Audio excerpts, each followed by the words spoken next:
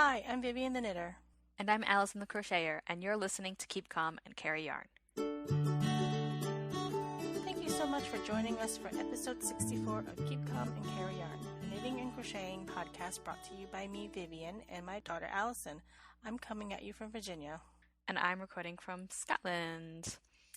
Hello, everyone. Thanks for joining everybody. Hi, sweetie. Hiya. We're back to just plain old audio for this episode. Yeah, I'm wearing my pajamas, basically.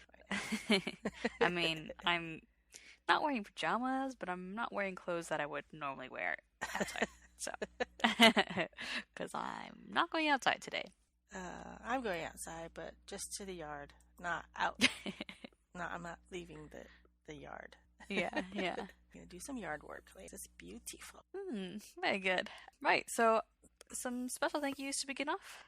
A couple people said hello on the Ravelry thread. Knit for Friends. She's listening from the beginning, so I don't think she's going to hear this hello for a little while because she said she's going to go in order. But hello. And then Dr. Farwell on Ravelry, and she's Trisha from Nashville, said hello as well. And I had a little poke on her Instagram, and she's got a very cute cat that she posts about. I think she might have two cats, but I saw the one cat. Thank you for stopping by and saying hello. Yeah, I think we've got a small burst of new listeners at the moment. I thought, oh no, actually, let's do BuzzFeed first. Okay. So the BuzzFeed quiz today is everyone has an American Girl doll that matches their personality. Here's yours. So I assume people outside of America might not know what American Girl dolls are. Just since it's American Girl doll. Yeah. So I don't really know if it was a thing in other places. But in case people don't know, they are the core American Girl dolls are characters, and there's stories around them. I used to have some of the books. Yeah. That was because we couldn't afford to buy you a doll when you were of the age. And expensive dolls. They were well, I mean, 25 years ago, when you were around, the right age, yeah, they were about $100, and they still are. Yeah. And they're sort of, they come from different time periods in American history, so they also are like the books are sort of vehicles to learn about history and stuff. Yeah, so there's the colonial ones and the what else? I don't know. There's different. I'm sure there's a modern character as well. Yeah. Well, there are now. Back then there were. Yeah, there were only a few, and they were all in. And then there's also you can get non-character ones that are customizable, so they look like you. Different skin tones, eye color. They all have the same face, though. Yeah. It's all the colors and hairstyle, basically. Yeah. Yep. So anyway, if you don't know about American Girl dolls, then the results of this quiz might not make any sense to you. But but that's what you picked. Yeah. Well, this was one of those BuzzFeed quizzes that was straightforward. Answer some questions and we'll tell you which thing you are, instead of build a breakfast and we'll tell you how old you are. Where to go on vacation. Yeah. So I got Josefina. It says, family is your top focus and you would do anything for them. When things get tough, you rely on what has always been there. You are timid with some, but when you are comfortable, you really shine. And I definitely had one of the books of her. You did a book report when you were in first grade on Josefina. And so I think she was not one of the original girls. Mm-hmm. Yeah, she was a big deal when she came out because she's Mexican-American. Mm-hmm. Do you remember your book report? It was actually a quote block. Was it the chicken? Yeah, it was a chicken. And you sewed on buttons and stuff for the chicken feet or something like that. And then you had to talk about why you made the chicken. Something. You traced the chicken, and we cut it out, and I fused it on with a fusible interfacing onto a piece of fabric. So yeah. So it was mostly done by you, but the sewing part was done by me because you were 7. Yeah.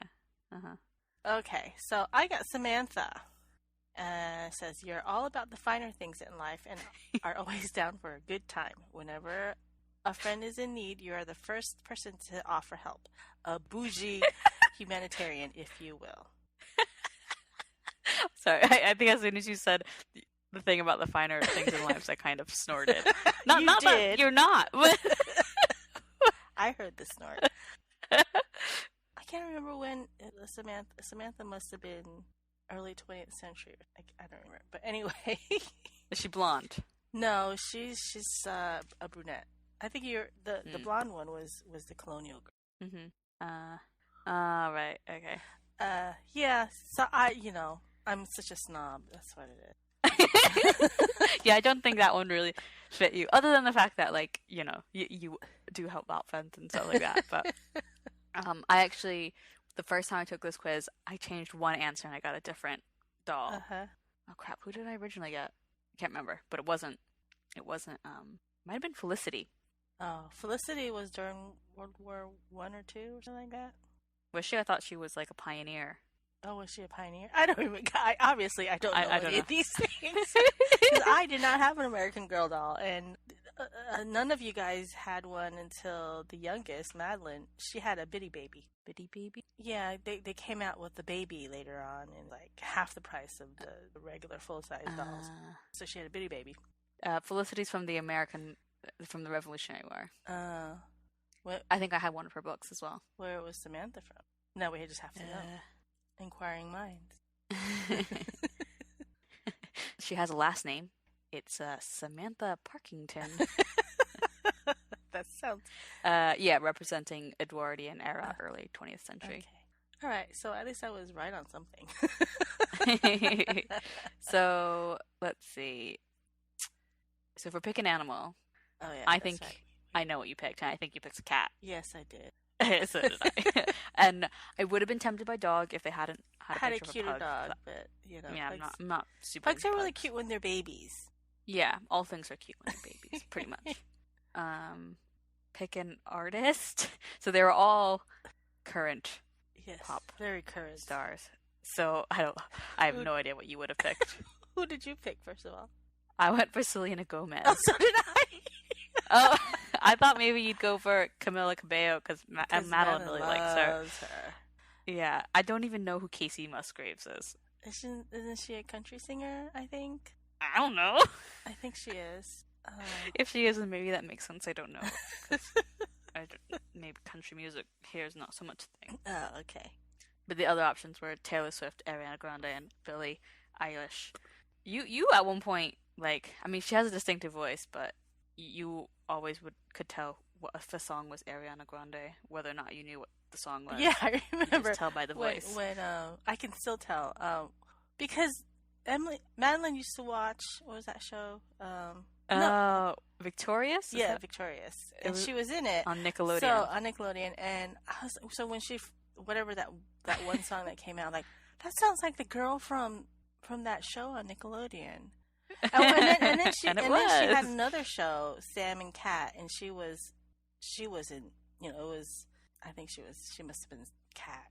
I don't know. Anyway, so I was like, that sounds like that Nickelodeon girl. And I kept saying that, and then Madeline finally said, it is the girl from Nickelodeon. I'm like, oh, okay. Yeah. No, but I didn't pick her.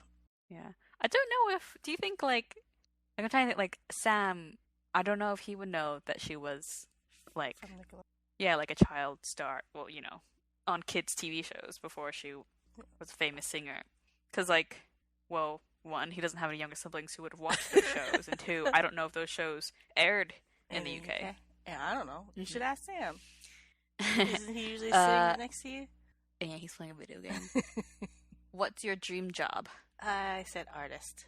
Painter, yeah, me too. Or painter, yeah. Yeah. What about... Not president? You don't fancy being the president right now? I don't.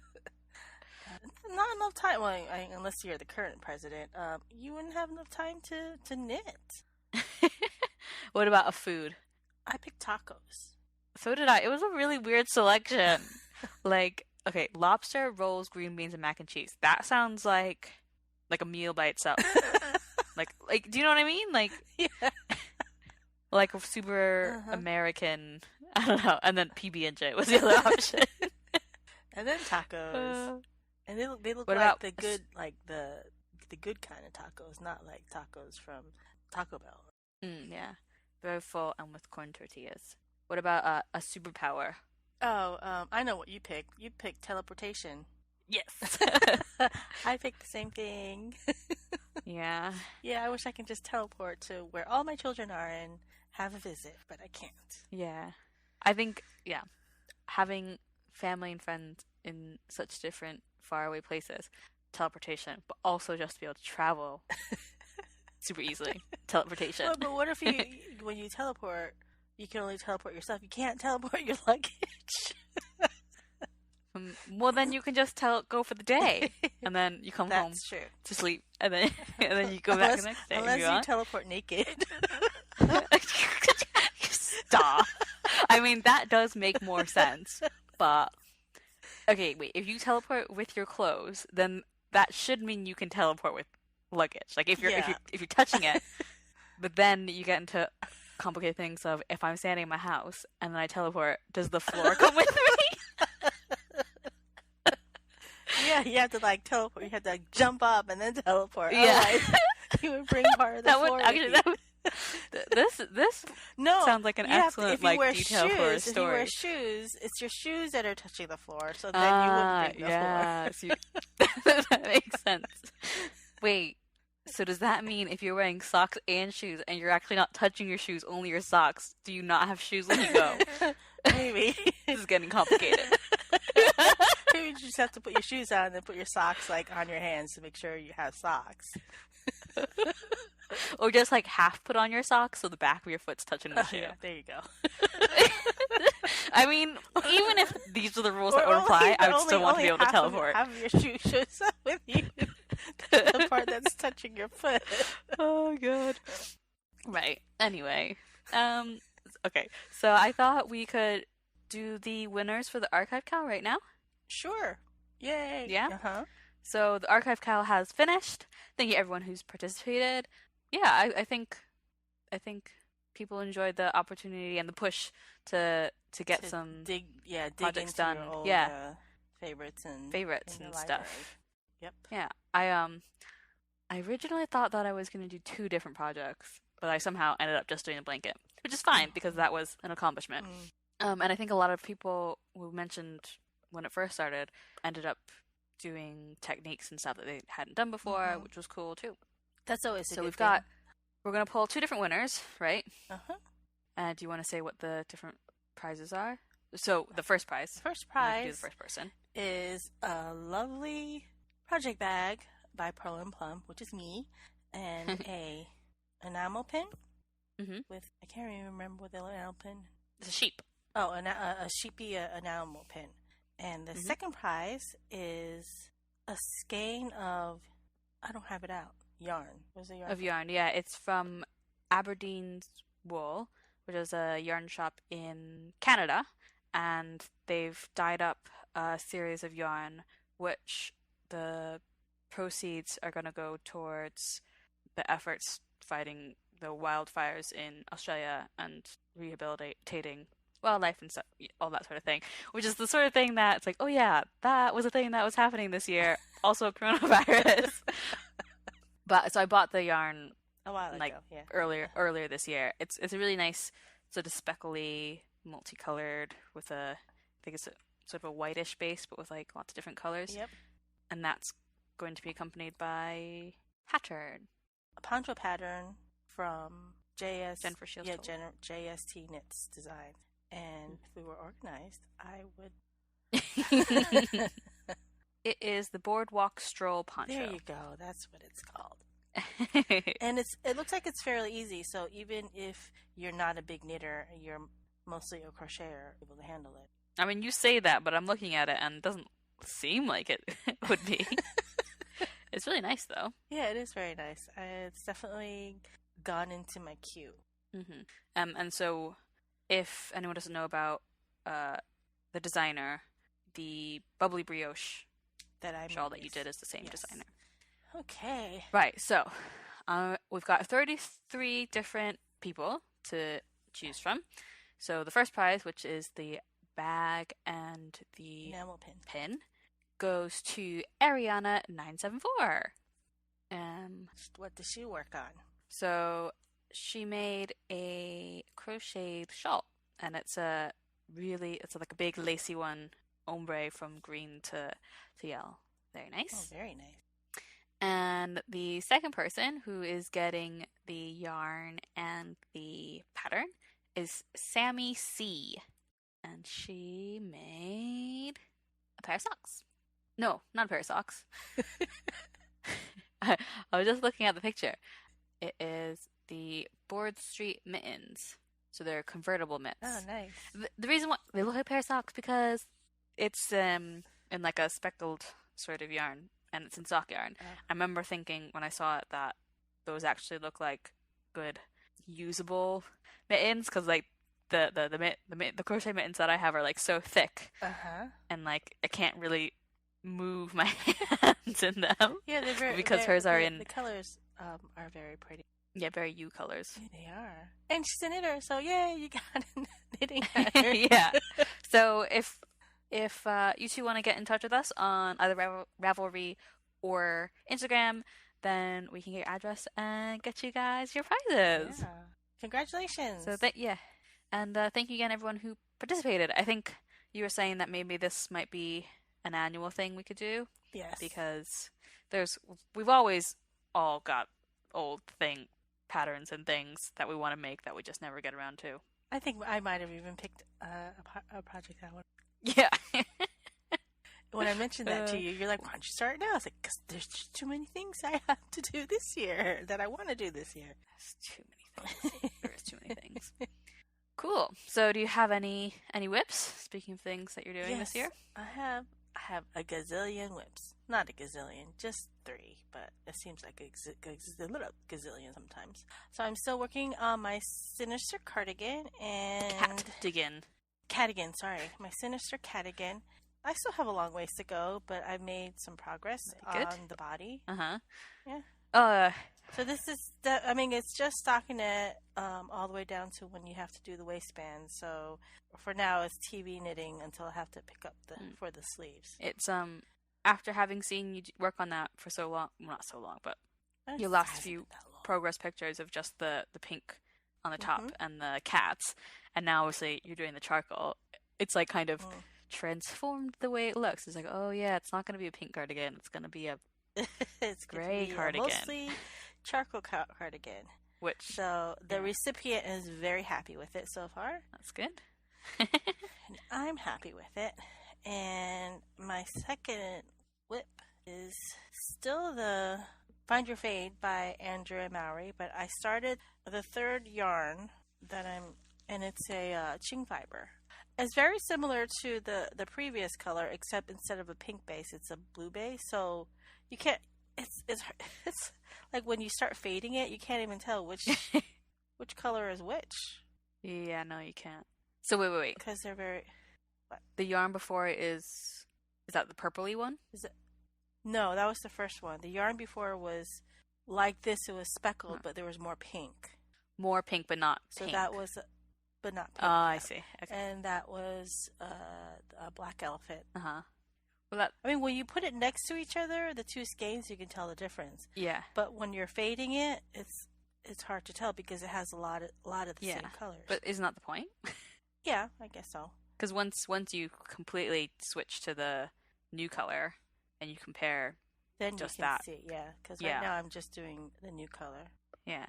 Oh, cool. So it's the third. It's only my third color, but I think I'm on like the 7th or the 9th section because I'm not fading as often because the pattern calls for 7 different colorways. And I didn't want to use that many. So that's that. Making a little bit of progress on that, but I was kind of getting bored of playing stockinette and playing garter stitch, so I decided to pick up a new project. And this is called Just Float by Stephanie Lotvin, and she's the same designer that designed the sock arms. Okay. She's Telly Bean Knits.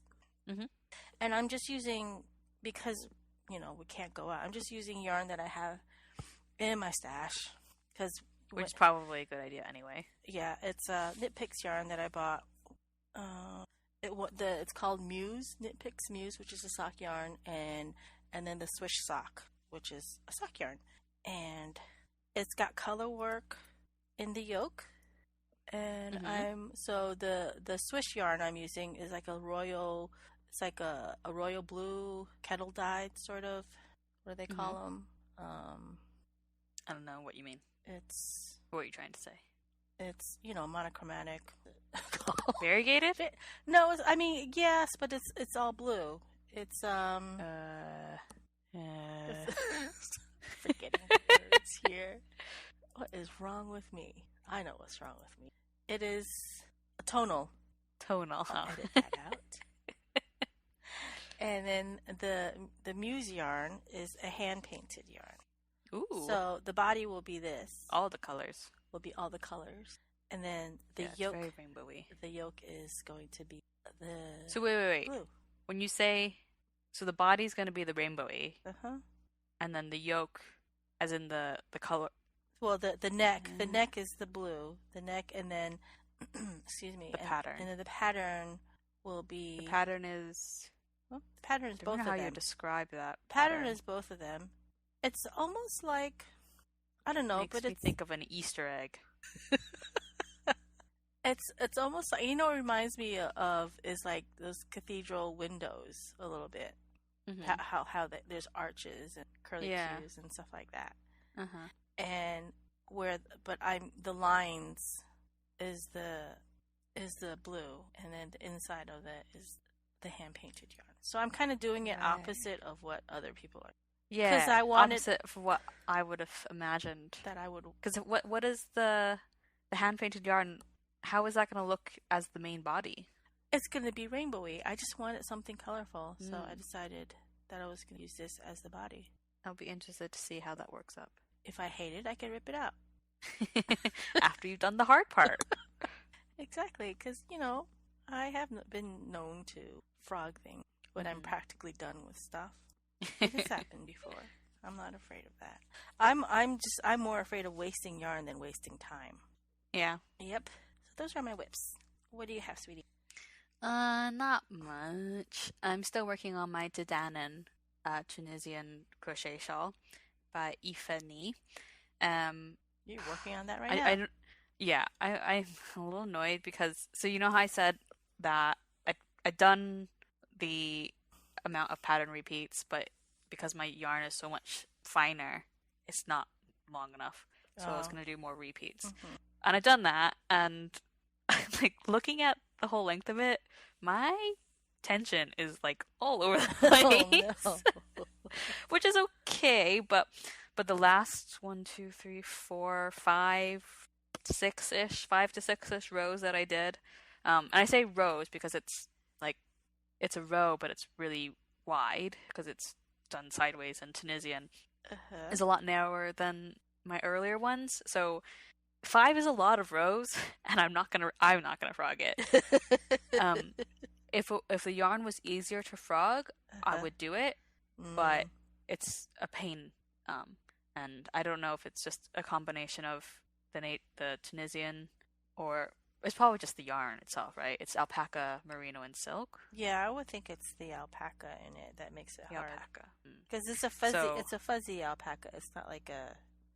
Yeah. Not that I've ever seen a smooth. It has alpaca. A bit of fuzz, I guess. What is Surrey alpaca? What does that mean? It's the breed of alpaca. I have 2 main breeds that I know of: Surrey and something else, and I don't know what the difference is. So I'm just carrying on, and I'll try to loosen up going forwards. Of course, now I'm afraid I'm going to overdo it and make it way too loose. But yeah, so I still have a bit of ways to go until it's long enough. But I did buy some seed beads to do the edgings with. Oh, that's pretty. I think it said it, like the color, they described it as gold luster lilac. So it's got a sort of it's a little purpley, like rose gold purpley sort of tint. But then when you put it right up to the light, it has like a lilac, a sort of bluey lilac color. Does it have like so it's the sometimes the seed beads like the center is silver or something? No. It doesn't. no. So it's a good like the color looks nice with the sort of mauvey colors of my yarn, but then that sort of bluiness when you hold it up to the light doesn't quite go. But it's good enough. So I think these are the beads that I'm gonna use. And somebody on YouTube suggested that using a crochet bead wire or something like that to do it instead of a hook, especially if the beads are Teeny tiny holes. But yeah, if the holes are a little more inconsistent, if it's cheaper beads, the holes themselves look like fine in these ones. So I have the hook, Do so you I'll have try a it with hook a hook. that'll actually fit into that? Good question. I don't know. I thought I might have because of those ones that my mother-in-law gave me. If I don't have a hook, I'll just go straight for some sort of wire. If I do have a hook, I'll try it. But if it isn't, I'll give up more readily, having the advice to not use a hook and to just use a wire. So I'll see how that goes. But for now, I'm still working on getting the shawl to the right length anyway. So Okay. but that's pretty much it. Yeah. Not much crocheting done. You're not gonna run out of yarn or anything, right? Oh no, I've got plenty of yarn. I was actually thinking about writing a blog post about, because I saw Clarissa Beth, who is Crochet Cakes. She does a podcast and she has a website and a blog. She did a post about some of the yarn in her stash and what it was destined to become. And I thought that was a nice idea. So I thought I might do that because I've definitely got yarn in my stash, which I'm like, I know what I want to make with it. I just haven't gotten around to actually doing it. And I have been doing other crochet. I've been working on some of my own designs, but I don't really want to reveal anything about those yet. So on Ravelry, you can in your stash, like in each yarn page stash, yeah, you can say what it's reserved for. Yeah, I know that. Okay. And alternatively, on a project page, you can do it from there as well. Pick which yarn, if it's in a queue, your queue. Oh yeah, that's true. But my queue really isn't a queue. It is a queue, but it's also stuff that it's like a reminder. It's like, oh yeah, I don't have the pattern yet, but I do want to do this. I seriously want to make this. But then I do go through it every once in a while. I was like, no, I'm not going to make it. There are some things that's been in the queue for years. Yeah. What? I think I probably use it in the same way. It's not like... Because if you I favorite too many things. So if I have to go through my favorites... So the queue is your extra favorites. It's like, I'm really serious about this, favorites. It's like my reservation queue. I suppose I can make a bundle of... I can like favorite and put it in a bundle of... Instead of putting it in I'm really serious about this bundle. Exactly. Like on Pinterest, I have a, what do they call it, folder, page, whatever, that's recipes to try. A board, yeah. Recipes to try versus just recipes.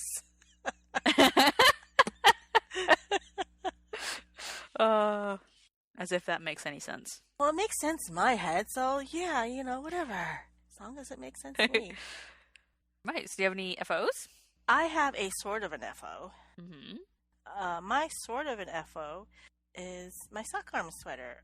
I decided that I would wear it more as a cardigan than a pullover. Because when I made this cardigan, we were still living in New Hampshire, so it was kind of roomy, so I could wear stuff underneath it if I wanted to.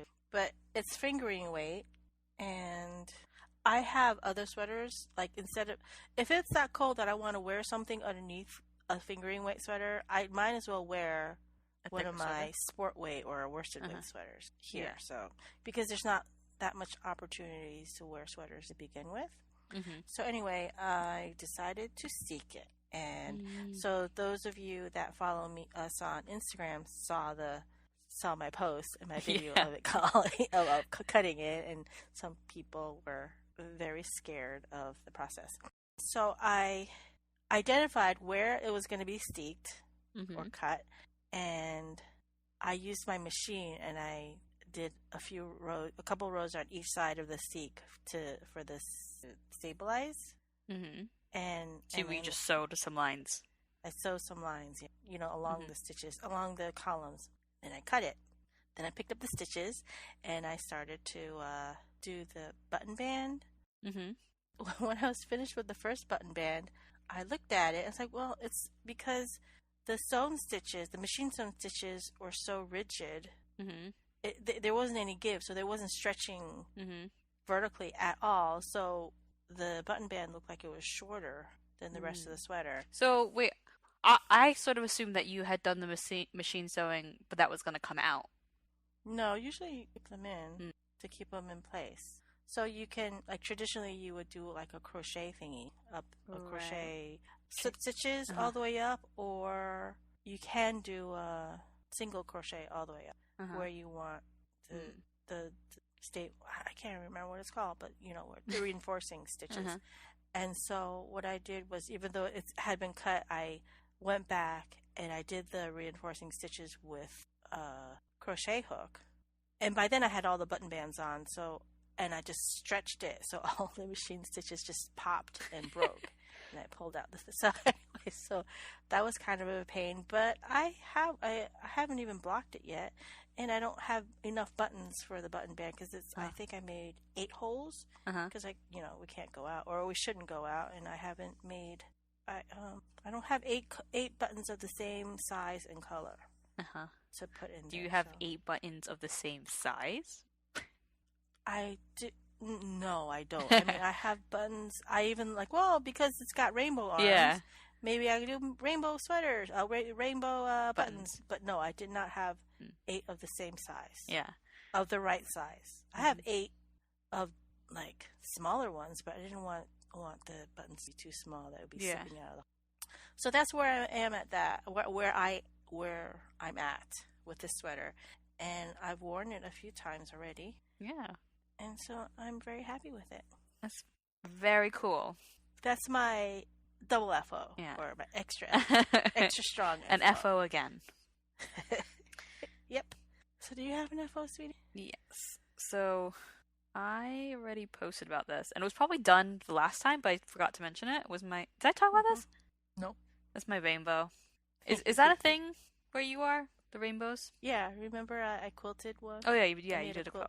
A tiny quilt top. So I decided to crochet a rainbow, and obviously, I feel like crochet versus knitting a rainbow, crochet is perfect for it anyway. And there's lots of free patterns for crocheting a rainbow, and you can kind of just figure it out anyway. But I decided to do something different, much to my own frustration, but it worked out.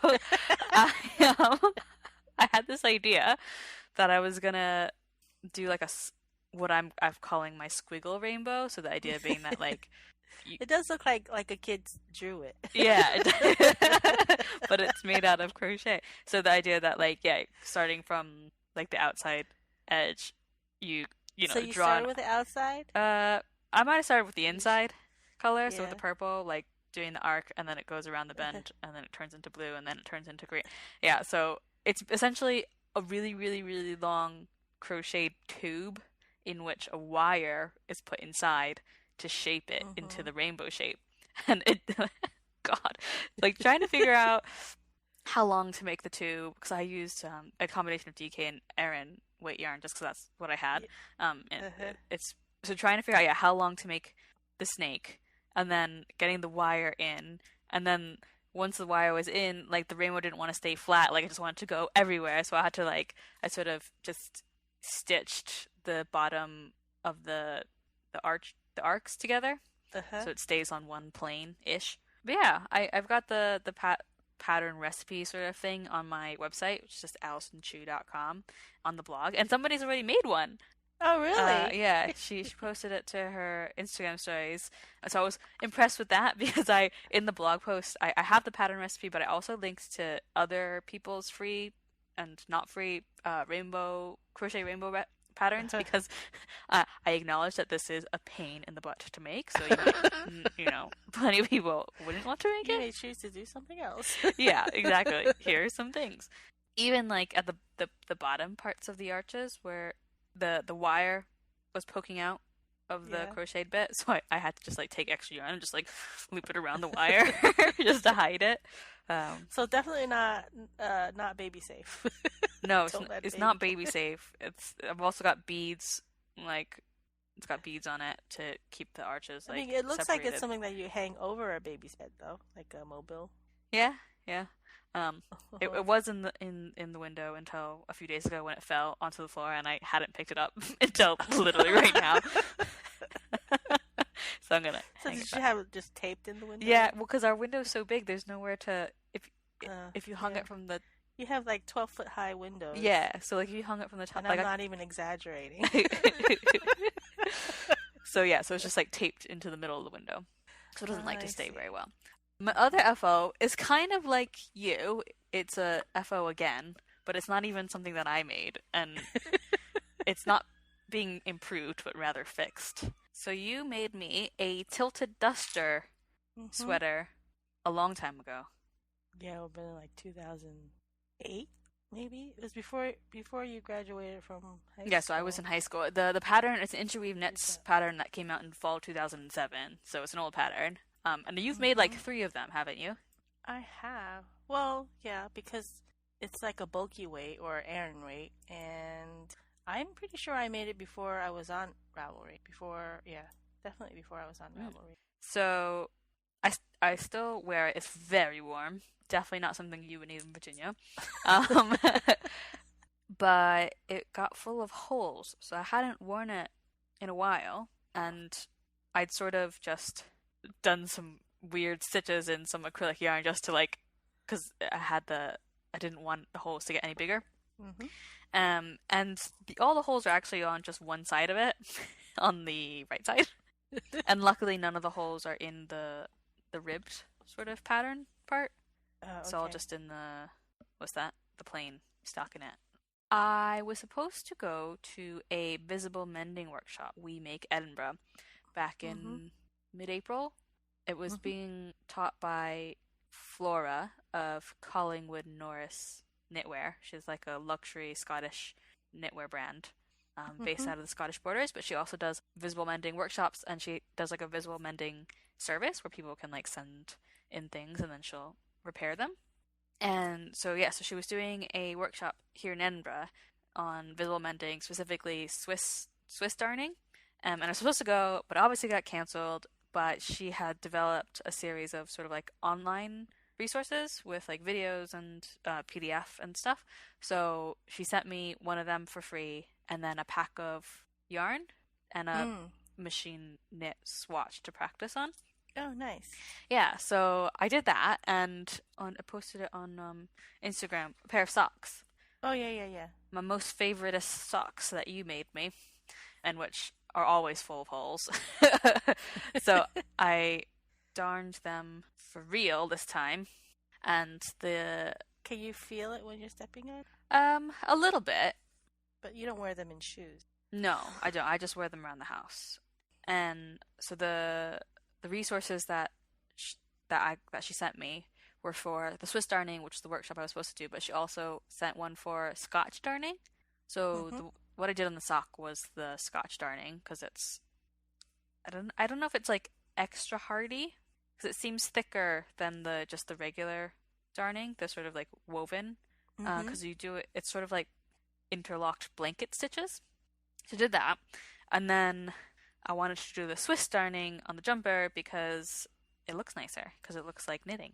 And so you were saying it's like Duplicate stitches. duplicate stitches, yeah. So Mm-hmm. that's definitely what it was like for. So I did bits where I did the stitches only in every other stitch so that the fabric was reinforced, and that was in areas where the yarn was wearing away, I think because something was probably eating it, but it hadn't actually created a hole. So I used the Iona, the Isle of Iona wool Oh, the. that Mm-hmm. I did my mittens with, which is nice because the original wool is a charcoal, but it's got like sort of bluey and mustardy Yeah, it flecks in does. it. Like So purple bits the too. colors of the Iona wool, which is like a teal and a golden mustard, go well with it.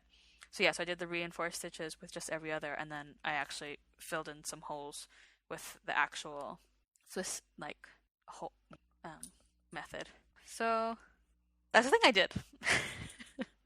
Yeah, it looks nice. It looks like it looks intentional. Yeah, like I think I'm glad I did the Swiss darning because she offered to send me just the like regular darning because I was saying that Mm-hmm.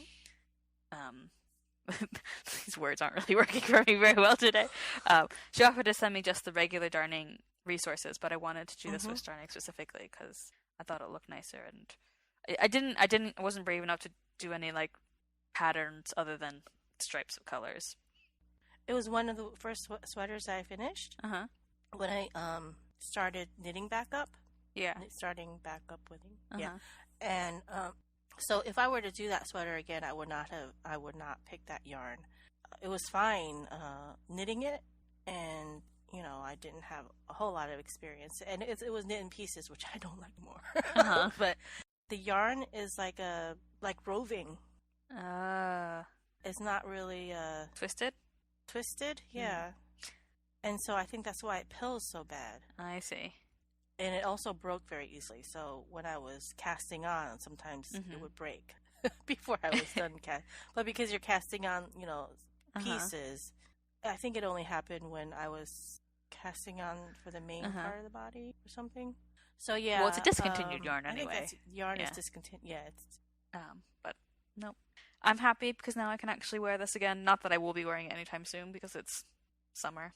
Even if it's a Scottish summer, I don't think I'm going to need it.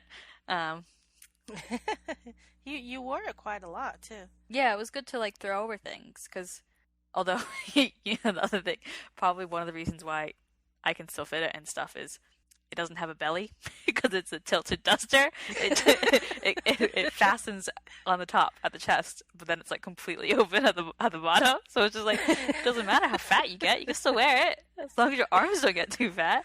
Well, as long as your arms don't get fat.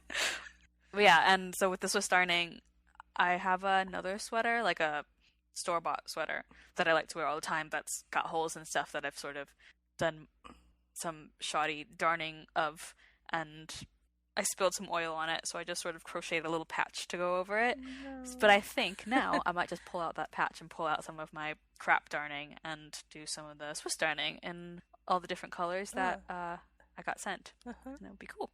What weight of yarn was the? It was like maybe it was thinner than fingering weight. Oh, okay. Maybe or finger. Some of them are different though. So, but I think it's about fingering maybe a light fingering weight. But yeah. So, any bits and bobs?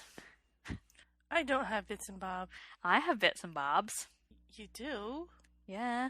You don't have it in our notes. No, well, sort of. Bipoc and Fiber launched. I see it now. Oh, yay! On May 1st. Congratulations. So it all felt a bit anticlimactic because, like, obviously everyone's stuck at home, and we had all these ambitions to get together and celebrate the fact that whenever we were going to launch, but that didn't happen.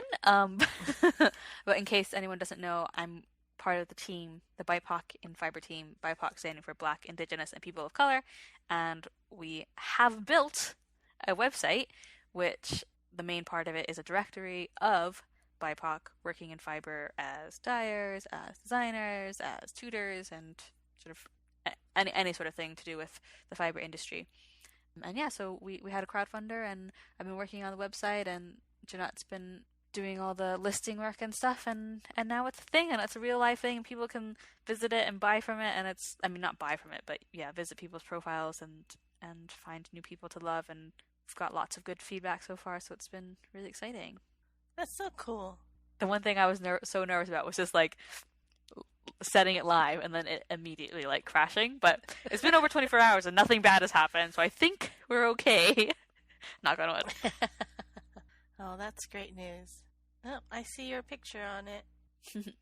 Podcaster / YouTuber. Okay, what's next? Shop talk? Yes, definitely we have shop talk. So my shop, which is called Pearl and Plum, see, I remember to say it this time. I was kind of on hiatus because I was busy making masks and not paying attention to your shop stuff. So I have since ceased the production of masks because they're a lot easier to get now, and I started making some new bags. I have 2 new kinds of bags, or 2 new stuff. Oh. So I have what I'm calling a work basket. I'm calling this the Leah work basket. Mm-hmm. It's like a rectangular shaped basket that's open on the top. There's a button, a magnetic button tab just to hold things in place a little bit. And it's great for color work when you have multiple skeins of yarn that need to tote around. And it's also, good for like cross stitchers, or it's not just, cross stitchers or embroiderers, or, whenever you want to carry, even quilters, when they go to their classes, they have a lot of tools. They can just stick it in there's like 8 pockets in there. So that's a good little thing. So these are not in the shop right now as we speak, but hopefully by the time our podcast episode drops, I'll have them in the shop. And another thing that I've been working on are needle cases, and I'm really happy with these. Wow.